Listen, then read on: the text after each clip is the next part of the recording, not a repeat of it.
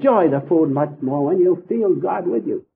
When you feel that He's enjoying the food through you, then you will enjoy it far more than you can imagine, and you will not be attached to whatever you're eating, the nice curry and so forth.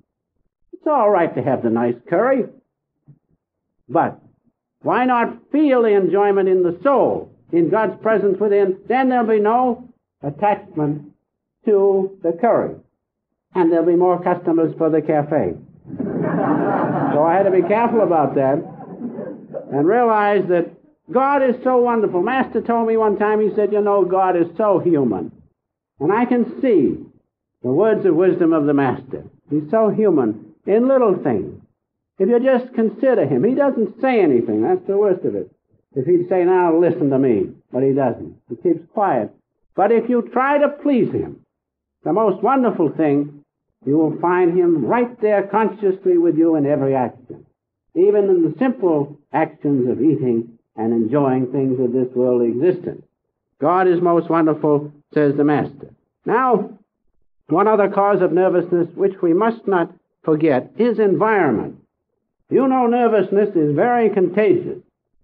And if you mix with people who are jittery and who are crabby, so to speak, and who do not have the right view of life, fault-finding, and all such things, if you mix with them, in a little while you'll be doing the same thing.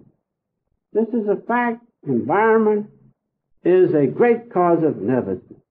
If you mix with the wrong people, mixing with people like we have here with us, and as I see the majority of Self-Realization Fellowship members, when you mix with them, they do not contribute to nervousness.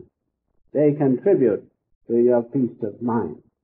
Because every one of them, and I think I can say that every one of them has the heart quality developed, otherwise they wouldn't be following this path.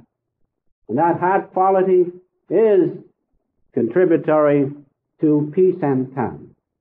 And so remember, environment, although it is an important factor in nervousness and has to be considered, realize it works the other way too, on the side of good. That's why Master said company is one of the greatest things in overcoming nervousness, because the company you keep contributes to your peace of calmness, if it is the right company. So now the effects of nervous system must be considered just a little bit. Nervousness results in an uncontrolled, racing mind. I've heard a lot about peace of mind. Many writers have written about it. Peace of mind is simply freedom from an uncontrolled, racing mind. Freedom from the turmoil of that mind. But that will not satisfy us. We must not only be free from the turmoil, we must substitute the positive aspect of calmness. And that comes not just by peace of mind. That comes by positive action of meditation and uniting the soul with God's presence within. And so, the cause of nervousness, or the effects of nervousness, first is the uncontrolled racing mind in turmoil. So many people are in turmoil.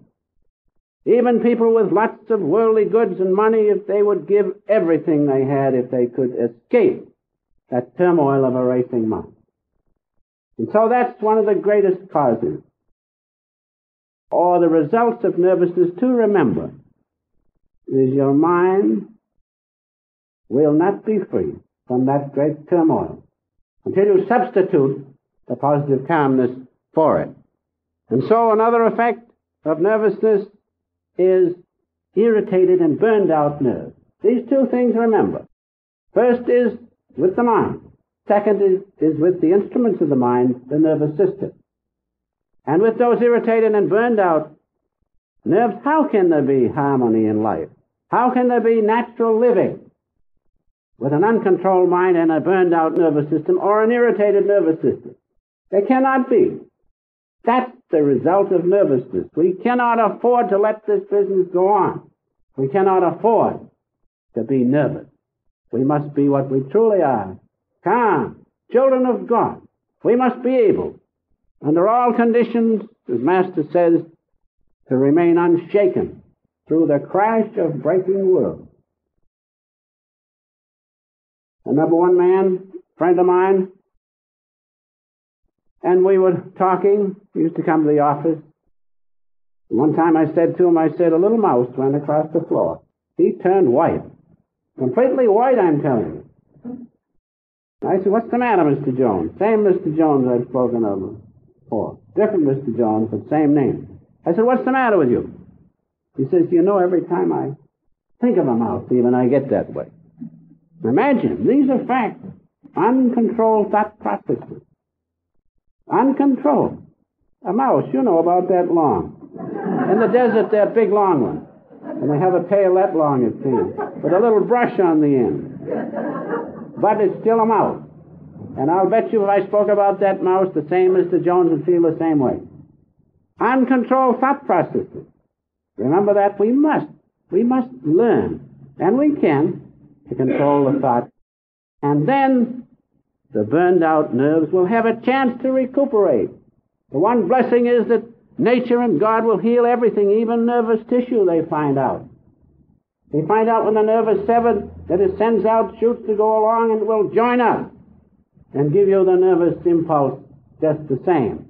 And so we must remove these causes of uncontrolled mind and burned and irritated nerves. Now, remember this, that we have only one nervous system. And it's very highly specialized. It can be repaired, it can repair itself. But no ordinary electrician can repair it. Therefore, we must protect it. We cannot afford not to take care of it. And that's what I'll come to next, is how to heal the nervous system. This is a very important point.